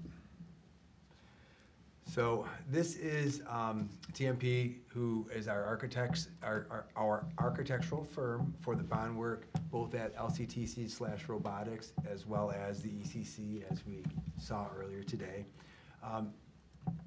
This contract amendment has to do with work, additional work beyond the original scope of the contract. Mr. Weber is going to, walk through what that dollar amount is, what those end up being percentage-wise, what their contract also lists, those types of items. But I'll just say in a broad sense that with regard to the extra work, one, when we started, we didn't realize how much let's take the Career Center and LCTC first. We didn't realize how much when we started, we were gonna go actually into LCTC, talk to the staff, talk to administration, realizing what the power of some of the things that we could do, moving folks around, putting that health sim lab in there, that type of work was, we just knew that was gonna have a return on that investment. So we did have added scope upon our request for TMP in that project. And I believe that even the new robotics build ended up being slightly larger than what we had originally had them draw. And just from the needs and the use, it got pushed out a little bit. Very similarly, having conversations about the Early Childhood Center, we started at a square footage very similar to what Jackson is right now. But when we started working on it, we said, well, we're gonna have a state-of-the-art 2023, 2024 built Early Childhood Center, not a 1950s elementary that was converted into an Early Childhood Center. We need to put the things in a modern, state-of-the-art Early Childhood Center that's required. So again, we went back to TMP and said, please add these pieces, and that grew the square footage there. So there was work that we had requested on both of those projects. And to only be fair, additional work means we should have that compensation. But we did work through quite a bit of conversation with them in order to land on a final number. And then I'll let Brian walk through with you, because Plant Moran Crest was very instrumental in these conversations. Yep. Well, thank you, Phil. Yeah, touching a little bit more on what Phil mentioned, I'll go each site, but the Career Technical Center, we did add the additional square footage at robotics based on the programming. Interior renovations within the program itself was something we didn't foresee, so they had additional legwork there. And then there was also added infrastructure that was always set aside for the sinking fund I've talked about that we then put on their plate that was not originally discussed. And then same with Early Childhood Center, these scopes grew. From a dollar standpoint, they actually, both of them doubled. That's not to say their fee should automatically double. It's something we discussed with them of amount of level of effort that's added, not just because the cost of steel went up, you shouldn't get more fee. But the discussions were, what was the extra effort? We're not denying you didn't have extra work, but let's understand what's fair and reasonable. And throughout the whole process, it was we consider them part of the team here, and it was fair discussions and open and honest discussions of what they felt was fair, and we went back and forth and understood what was in the contract and playing within those means. But not only from the design standpoint, with the added scope, it's a longer duration of construction. They're also integral in that construction process. More hours would be required the longer the duration of both projects. So all that was considered. So this was a matter of conversations of a couple months. It was not a surprise. We had the dialogue early on when scopes grew, that they had discussions with us. We didn't want to come twice for robotics in early childhood, so the intent was, let's come now. Everybody's agreeing what it is, and within this packet is the actual amendment that would go to their contract. They've already signed it. Clark Hill, your attorney, the district's attorney, has already read the language. So everybody's bought in. It's something we want to be sure that we're not going to ask one time and then something changes, they come back again. Everybody's understood what the ask was, what we're agreeing to in that added fee, and there's no more. There's no coming back to it. This is a one-time deal, and everybody feels it's a fair and reasonable change to their contract from a dollar standpoint. So getting into the weeds a little bit, so robotics, LCT and robotics, the added fee for that is $137,525 for that building, and then early childhood is $483,600. So the total recommendation package is $621,125. And that is an added scope of approximately $20 to $25 million worth of work that we've asked them to design in addition to what was in that RFP. Great. Questions? Okay. Thank you. And then they will stay with us the whole duration of the project then? Absolutely. Yeah. Yes, this is all inclusive of your efforts to get to the design process to where it's at. You now understand the scheduled duration. They have staff on site for the duration of those projects. Okay. What is the final number that you would put? Okay. And that includes contingency numbers. They know the contingency. So as changes or RFIs come up within reason of what they're designing, that's included there. That's included. However, if it's something where something comes up and we ask them to start drawing additional, we're obviously be fair and reasonable and understand that that's not in this agreement. Something has changed, there's more effort to design something, or something that was not understood at this agreement, we'd have that conversation with, again, Okay. to be fair. Okay, thank you. Well, any other questions? We asked them to do more work. It's appropriate to adjust the scale, and we all appreciate your efforts, I'm sure, that on making sure that we get good value of those ongoing discussions. So thank you very much. Are you ready to put this on the regular agenda Please. then? Great. That brings us to item 3H, which is Webster Rise program equipment, playground equipment, rather. I apologize. Thank you very much for joining us. We have quite a few items there, Mr. Weber, so Alrighty. thank you very much. Thank you, Thanks, everybody. everyone. Have a Thank you, good one. Brian. Have a good night. The Webster Rise Playground is the equipment that, so let me back up for a moment. We've done playground equipment throughout our elementaries, K-6, and Webster did get their playground equipment through that additional bond work. The RISE program is for the students with special needs area. If you've been to Webster, they have their own playground that's appropriate for the age and for physical abilities. So theirs was getting older, and the conversation turned towards, we really should have something here for our children. So we have a kid stuff play structure from Kennedy Recreation in the amount of $103,029. You could see a rendering that was in your packet on that. And this is something that was worked through with the principal, and Mr. Lau worked together to say, like, what do you need? how much space do we have, what's appropriate, and working together, this is the structure that was decided upon. And we're looking to purchase this and get it installed via the, I blanked on my name, the Capital Projects Fund. So, essentially, and with regard to timing, I need to check the delivery, et cetera, if we have it listed. I will confirm to make sure that we have, I have an approximate date for you.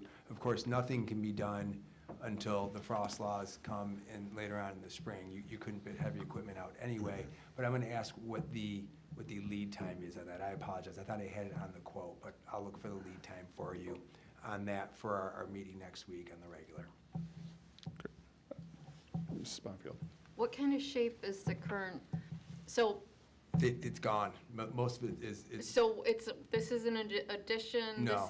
We're brand new Right. playground We for just them? got, yeah, we needed to get them something. Their old equipment was not appropriate, and we removed, and I think we have swings back in, but I will check on a lead time, so it's unfortunate that they don't have it right now, and we really wish they had. And we've had this with some of our other schools where it just hasn't coincided, but I think for the kids in the long run, it'll be It'd a be, big yeah, improvement. It'd be very nice. Any other questions? Mr. Johnson? Thank you, Mr. Centers. Phil, on the spreadsheet, what's the, is it 1 GPA, 20% is the discount? That's the consortium or contract pricing, that's the name of it.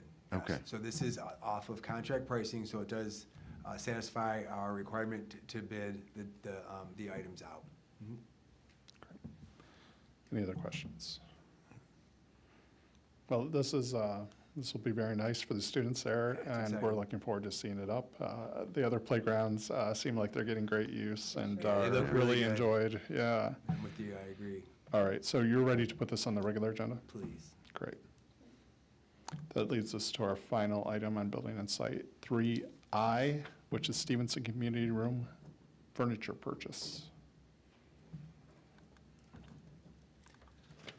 The community room at Stevenson High School is a portion of their original auditorium. It's right up front as you walk under the arch towards the front main vestibule and the front doors.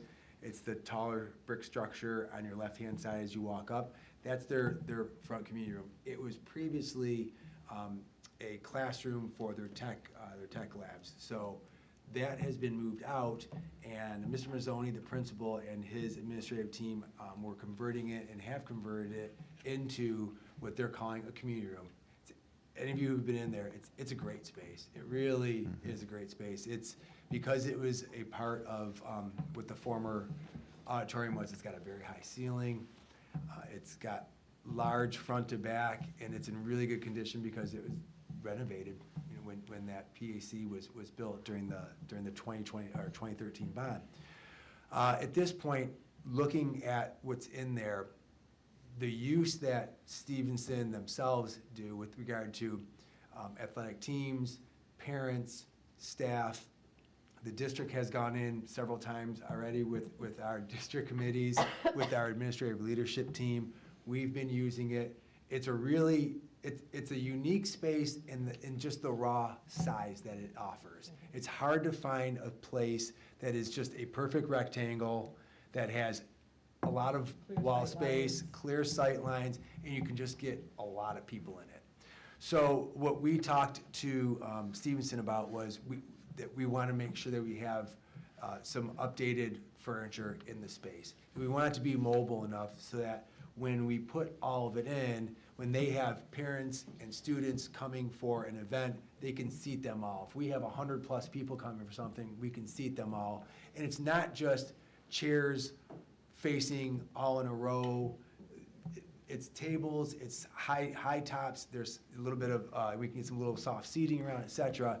So we also wanted to have them to be more mobile, because sometimes you just need to get rid of some of it, spread things out, because you've only got 65 people coming. So we worked with our partners, Interior Environment, that's the group that's been with us quite a bit. They did all the staff furniture. While we walked Stevenson for the teaching staff furniture, we asked them to take a look at the community room. And Mr. Mazzoni was in there with myself and the folks from IE. He laid out the number that he believes is their max that they would be using it for, talked about replacing what's in there and having some variety in it and having it all matching. So that is what the quote is in front of you. Not in here, just wanted to give you an update. We also have some technology to go in there because it is a large space. You need to have a large screen, get that technology so that folks, if you're doing a presentation, can see it. And because it has a high ceiling, we're also looking into some acoustical panels because I notice when I walk through the threshold of the door from the hallway into there, having a conversation with somebody, it instantly changes in sound. It just gets very tinny, it's hard to hear. So I have somebody that's gonna come take a look at acoustical panels as well. We're doing this out of capital projects because this is really, Stevenson administration has been absolutely wonderful about sharing this space with others. So we said, if we're gonna use this as a district, then let's team together and get what's needed so that we have a space, a unique space for everyone to use, not just Stevenson, but the rest of us. So that's what I'm bringing forward in this. It's $53,136.29 was the original quote. I actually have a slight change in that, which I'll have. I just received it today. We had a mismatch of some tabletops, and I'd asked them to revise because they were using the staff furniture desk tabletop, and then they added in the new items. So we said, let's make that all look the same. So just a very slight change on that. And I've already put it into my electronic folder. The new updated one will be when we bring this to the voting meeting for you if we move forward with that. I really like the idea of the acoustical panels. I Yeah. don't know about that. I think that's I'm gonna gonna help a take lot credit in for that. there. I'm just gonna I say mean, it. it's the benefit of a Yes, large that's a area, large- but if there is A sound acoustically in element. there, especially when you get a number of people, Yeah, it doesn't get much. it's so obvious when, and it's just the other day, I was walking and talking with somebody, walking down the hall, we turned into it to step in, and immediately we both just stopped. Echoed. It was hard, it did, it echoed, it sounded very tinny, and it was bouncing around, so we really need to do something here. Mrs. Bradford? Thank you, Mr. Centers. Phil, is there a sink in that room currently? Yes. Oh, and Very big. That's the one it's in on the the back. back of the wall? Yeah. Okay, I couldn't remember if there was. It looks like I see it in the drawing. The tables and the configuration that the photo shows, those tables are gonna be, again, on the casters where you can fold them up and put them against a wall? If you look in the center back portion, those all are on casters. I don't even know what that shape is, quite Yeah, frankly. the center back, you mean the 1, 2, 3, 5 by 3? Yeah, all of Configurations. here are On on casters, casters. correct. Okay. So these are not, these, No. these up Okay. in the front? Yes, up But in the these are front. all And still not the high mobile. top, but these are. And those are high tops along, I'm just looking. Along the Correct, wall. correct, Okay. Yeah. correct. And those are not difficult to Station. move. They're stationary, but they're not difficult to move. They're for Okay. 4 people. If we have different events, we can have the custodial staff move things around. Generally, what happens is when we go in there, People like that the most. yeah, we end up moving them around where you want And them. these are the turn-in top, right? These can be flipped and moved, flipped and Oh, yes, stacked? yes. Mhm. Yeah. Are there any, remember the stand-up, the teachers that had the stand-up stands for their equipment that are on wheels? Do you know what I'm talking about, a high top? Yeah. Yeah, the I would podiums. like Will to. there, I don't see any, will there be one of those at all It's that not a- someone could roll around? It's not a classroom, so it wasn't originally put in there any longer. However, there's Because I think that would be literally helpful. 100 and something of I them think so in there. too, especially for We definitely presenting. have them. Yeah, I was Yeah. just thinking when I'm looking at that, because I see you have a stationary desk, but it might, Actually, there is one there right now. You know what, there is one in there right now. Yeah. Because it was the tech room. There's one that was in there when we were in there last for the,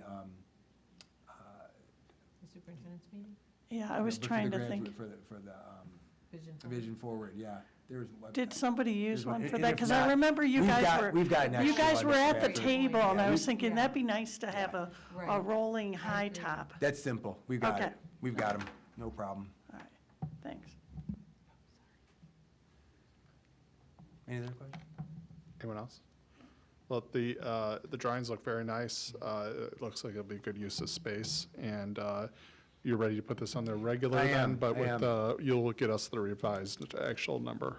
I already have it in my packet when we have Mrs. Wozniak put the packet through on the board Right. book. It'll be that updated one. And I know that Mr. Mazzoni was even talking about doing some logoing in there as well. So it's gonna, it looks nice. It's gonna start looking nice, even nicer.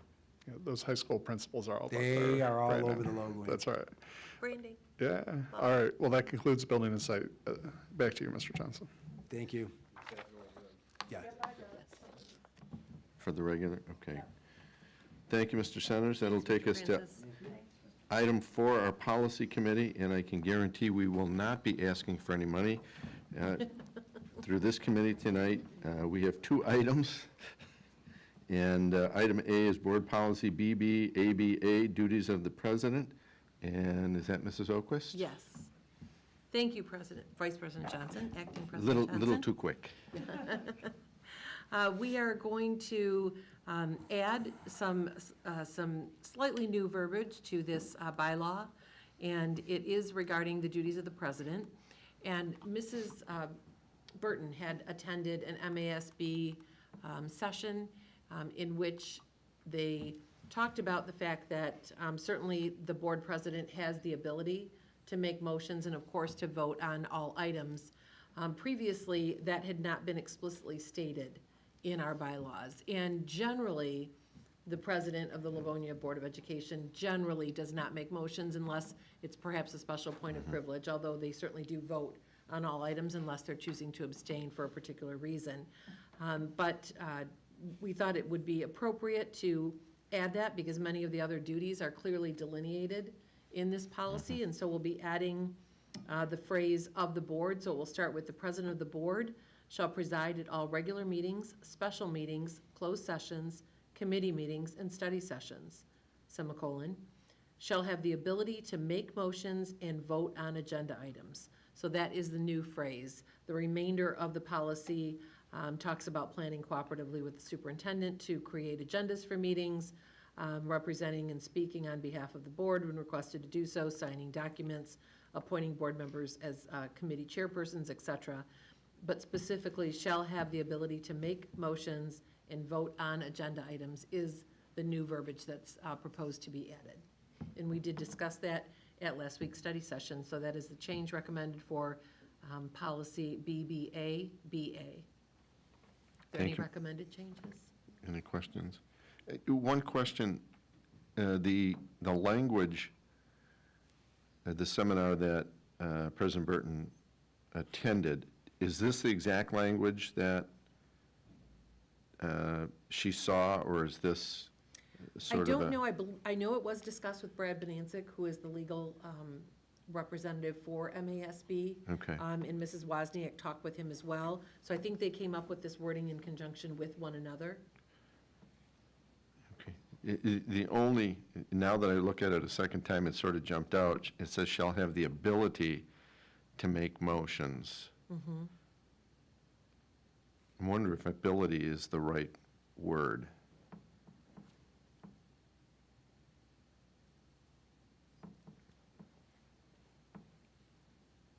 I'm thinking shall have the right to make motions? Would just saying may make motions make sense, or that it's not, you think there needs to be more clarifying language? Yeah, just the ability to make motions. I don't know, the word just jumped out at me. Right.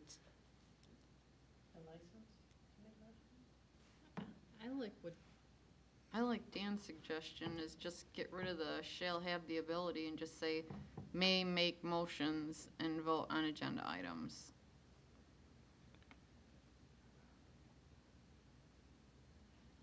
The only difficulty I see with that is that They all say shall. they all say shall, right? But this is not a shall. In this case, the board president is not, we're not saying that they must make motions. Correct. Yeah. And does that need to be separated out from voting on agenda items? Because that is something that the board president does do on every item. That isn't necessarily a sometimes item, as it might be with making Yeah. motions.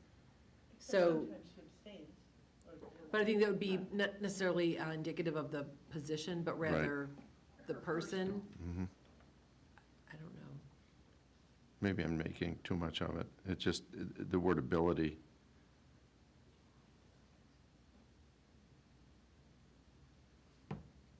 Let me think about that a little bit more.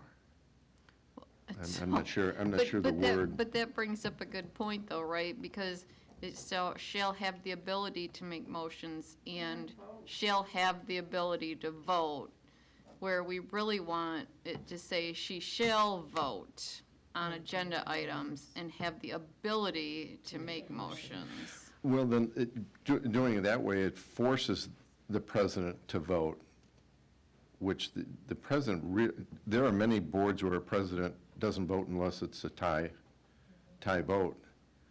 So this, putting in that language, you would require the president to vote regardless. Which I think is what we had said the intention was that the President does vote. president does vote.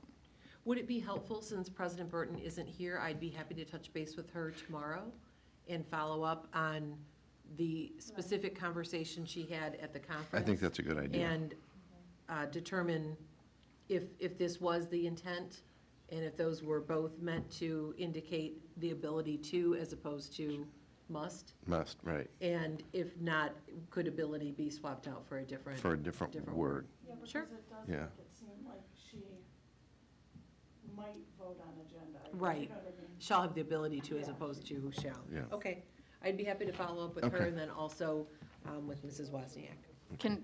If we're gonna put this up for conversation again, and again, I don't know if I'm getting too picky, but shall have the ability to make and second motions?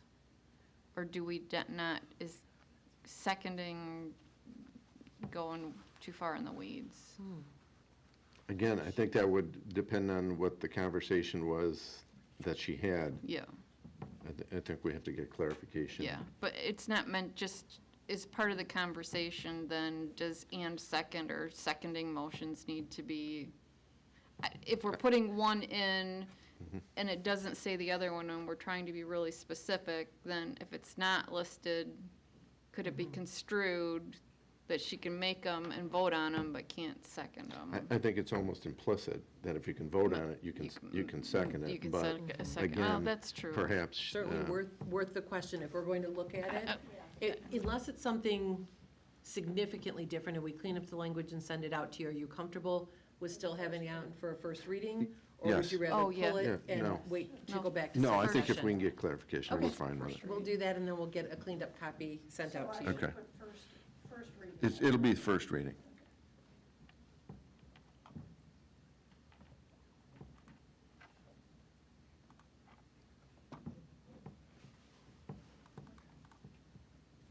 All righty. All righty. And then Thank you. item B is policy JI, Pledge of Allegiance. All righty. So we have board policy JI, and that is under the student section. And the board policy really reflects a practice that has been in place for years and years. We appreciate that our board continuously attends classes at MASB, and oftentimes that will invoke discussion on a wide variety of items. This was one that had come out, I believe, in the past couple of months, and questions related to the revised school code, which in, I believe, 2013-14 required that boards of education ensure that students have the ability to say the Pledge of Allegiance each day, and that would be offered. And so there was some discussion about how does the board ensure that, and that is, certainly one of the responsibilities delegated to administration And so I can assure you that our Director of Elementary Programs and our Director of Secondary Programs does review that and collect information from our principals each year, and tracks how students are given that opportunity. So for instance, at the elementary level, it's primarily through announcements at the beginning of the day, either student-led or principal-led, and then it's a group recitation. But the policy also provides for, I'll just read the entire policy, which really comes directly from the revised school code. In accordance with the revised school code, the opportunity to recite the Pledge of Allegiance to the flag of the United States will be offered each school day to all students. A student will not be compelled against the student's objection or the objection of the student's parent or legal guardian to recite the Pledge of Allegiance. A student will not be subjected to penalty or retaliation at school for not reciting the Pledge of Allegiance. And that legal reference is MCL 380.1347A. So that verbiage, again, comes directly out of the school code. Interestingly, we have not had a policy that clearly states that this is the practice. And so the board had asked administration to prepare a policy to reflect what is current practice and what has been in place for obviously several years. Any other questions, comments? Seeing none? First reading. Okay. Thank you. That, then, nothing else under policy? No. Then we'll go on to item 5, Finance Committee. Mrs. Bonnefield. Nothing on our agenda, Mrs. Smith or Mrs. Oquist? We do not. I've got the no signal from both, so that we're good to go. Thank you, Mrs. Bonnefield. That'll move us on to item 6, our Curriculum Committee. Mrs. Acosta isn't here. Anything under curriculum? We certainly have a lot going on, but no items. No items? Thank you both. That'll take us to item 7, Personnel Committee. Mrs. Bradford. I believe we don't have anything this evening. We do not. Thank you. Thank you all. That'll take us to item 8, Legislative Committee. Mrs. Jarvis. Thank you. I'm not aware of any agenda items tonight. We do not have any agenda items, but I thought I would let you know that we have invited our legislators, our state representatives and state senators. As you know, we now have multiple representatives representing our Livonia community, and so we have invited them in early February to have lunch with some of our district leadership and myself to talk about some of our priorities as we are going through this school year, to share some of the innovative practices and the work going on in the district, and really have the opportunity to get to know one another. We appreciate the ability to have really an open door access, really both ways, when our legislators have questions of us or would like us to give feedback on perhaps legislation before them. We also find that to be a really important communication tool as the budget is being set each year, certainly as it relates to the school aid budget. So we appreciate the opportunity to bring our local legislators in and have the opportunity to share really some tremendous things happening in the school district, but also be able to open that dialogue about the support we are looking for specifically with regard to how to best support our students, our staff, and their needs within the district. Very good. That means we've come to the end of the agenda. I want to thank Sarah and Lauren for coming in and the time Brian Weber spent with us. And anybody who was watching at home, thank you. And we are finished this evening. Good evening.